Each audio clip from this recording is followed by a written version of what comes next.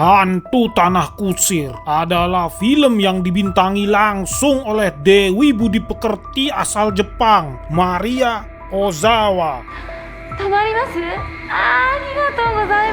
Film dimulai langsung menuju adegan panas.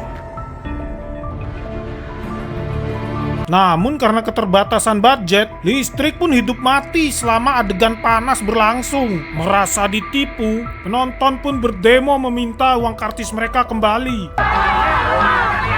Tak rela mengembalikan uang yang sudah didapat dengan susah payah, mereka memilih jalan keluar yang lebih santuy dan beradab, yaitu dengan menenggak racun. Demi cinta kita. Demi cinta gundulmu gondrong. Dari mana pula hubungannya nenggak racun dengan cinta? Ya terserahlah, mati aja lu berdua. Toh nggak seorang pun nonton film ini buat ngeliat kalian. Tapi entah mengapa, pendemo masih bersedia menyelamatkan si cowok, sementara si cewek dibiarkan megap-megap. Jangan tolongin perempuan itu. Siapa lu ngatur-ngatur? Aku mau balas dendam. Nah, kan dia jadi dendam. Tapi lu dendam sama siapa? Lu kan bunuh diri. 100 tahun berselang, penonton masih belum disajikan dengan apa yang ingin mereka saksikan. Kita malah kembali disuguhi ke perempuan ini yang mengenakan pakaian yang berbeda total dari saat kematiannya. Ini maksudnya di akhirat ada butik.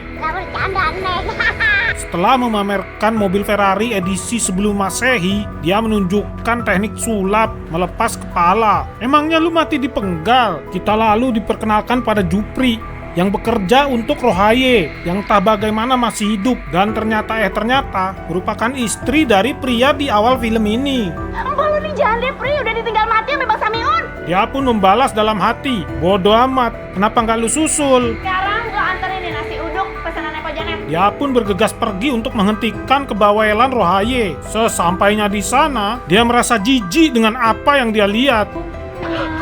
Buke gile nih Pompo, makannya banyak banget. Ngambilin anduk. Dia nggak punya waktu buat ngeladenin lu, ambil sendirilah. Males banget jadi orang. Selanjutnya kita disuguhi adegan klasik di mana lampu hidup mati, disusul dengan kemunculan hantu yang tanpa basa-basi langsung melancarkan serangan.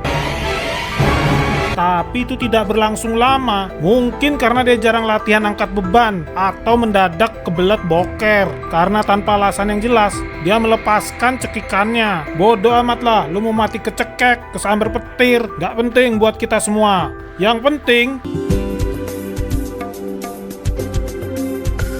Perempuan mending amat. ya lu kurang-kurangin lah minum limbah air sabun. Dia dari Jepang, wartawan. Enggak, dia bukan wartawan. Bumi berguncang, langit bergetar. Pengen nulis masalah Diam lu, laut pun terbelah menyambut kebesaran. angkutan tradisional Betawi. Nggak ada yang nanya, mau Betawi kek, mau Bekasi kek, ganggu orang bersajak aja. Merasa diberkati, rumahnya didatangi sang Dewi. Rohaye pun menyerahkan rumah beserta isinya kepada Maria. Kukulin ya, Mas. Yeay. Tidak berhenti sampai di situ, dia juga menawarkan dirinya untuk diangkat sebagai pelayan Maria. Sebuah permintaan yang disanggupi oleh Maria. Maka Maria pun langsung mengajarkan pelayan barunya cara memasak masakan kesukaannya, yaitu nasi uduk. Nasi uduk. Tak lupa pakai sambal. Sambo. Yes. Di saat dunia bergembira bisa menyaksikan sang Dewi di layar lebar, kita dibawa kembali ke figuran-figuran ini yang fungsinya untuk memperpanjang durasi film. Karena sesungguhnya film ini tidak punya plot cerita, dan untuk mencegah terjadinya chaos seperti yang terjadi di awal film, gua harus melewatkan bagian-bagian yang tidak penting dan tidak layak tonton.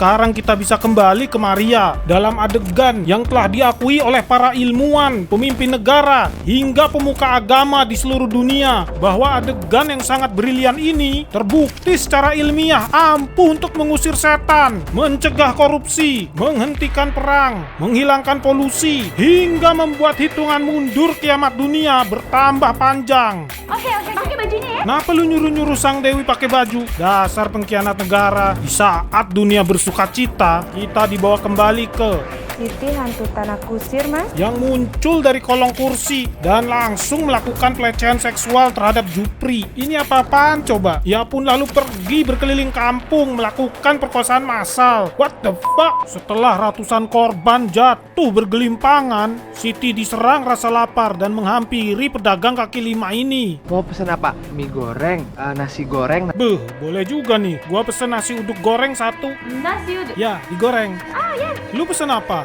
Campur-campur aja, Bang. Hah? Coba diulang. Campur-campur aja, Bang. Lu kira ini warung gado-gado? Rentetan adegan ini di kemudian hari menjadi pergunjingan di masyarakat luas. Sebagian mengatakan semuanya gara-gara pelecehan seksual ini. Namun sebagian lain berpendapat semua ini gara-gara hasil kerja kerasnya menarik delman tidak dihargai oleh kakaknya. Duit hasil tarikan delman ya, Rin.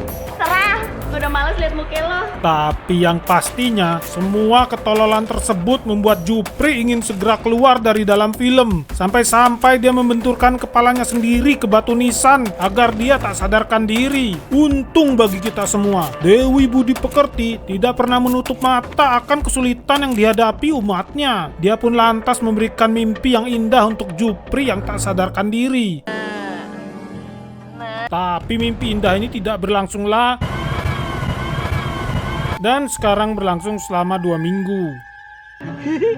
Keesokan paginya, Jupri yang baterainya sudah dicas penuh oleh Sang Dewi mengajak Sang Dewi pergi jalan-jalan keliling komplek naik delman. Namun sayang niat baiknya justru malah menunjukkan betapa loyonya dia sebagai seorang pria. Hati-hati. Baret urusannya. Setelah berkeliling komplek naik delman selama beberapa menit, Jupri pun mulai merasa letih. Sekarang kita istirahat dulu. Dulu. Gua yakin Maria sanggup jalan kaki ngelilingin nih komplek tanpa perlu beristirahat. Dasar lemah. Lantas Jupri membawa Maria ke warung minum Sekarang kita beli minum. yang entah mengapa sepi pengunjung. Bagaimana mungkin kafe secantik ini bisa sepi pengunjung? Sini. Cari apa? Yang gak usah ngegas, biasa aja dong ngomongnya. Pantesan warung lu sepi. Ada yang ngikutin kamu. Ngaco aja lu, mana mungkin. Kalaupun ada yang nguntit, itu pasti nguntit Maria.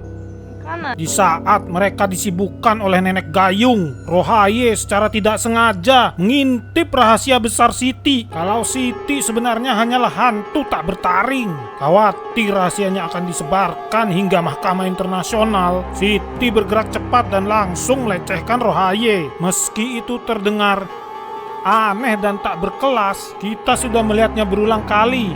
Jadi lanjut aja lah, lanjut sampai ke rumah di mana film ini berawal.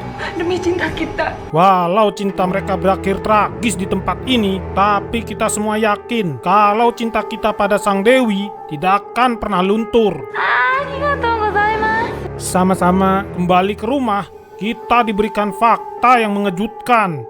Sebelum Bang Samyun kawin sama gue, Bang Samyun pernah pacaran sama perempuan yang namanya Siti. Jadi maksud lu, seluruh film gak berbob? Seluruh film dan pelecehan seksual ini gak perlu terjadi seandainya lu gak sirik dan kepo sama hubungan orang lain. Jangan tolongin perempuan itu. Gile bener. Balik lagi ke sini, di mana Siti menyuguhkan tamunya dengan minuman, tapi kedua tamunya baru habis minum-minum. Jack, kampai. Kampret apa? Kampai. Jadi mereka memberikan minumannya ke Rohaye, tapi mendadak Siti, ini orang nongol dan mulai berceramah. yang hidup biarlah tetap hidup. Semua sudah ada jalannya. Ceramahnya sangat menggugah hati nurani, hingga kita tidak sadar betapa hancurnya CGI di adegan berikut ini. Berkat ceramah tersebut, mereka berekonsiliasi dan pergi mencari masa depan di mana MU kembali merajai Liga Inggris. Mereka bakal bertualang sangat lama kalau begitu, karena gue yakin masa depan tersebut berada nun jauh di sana. Sekarang film sudah bisa kita akhiri dengan Maria mengusir mereka semua dari rumah barunya. Jadi? どうも、どこ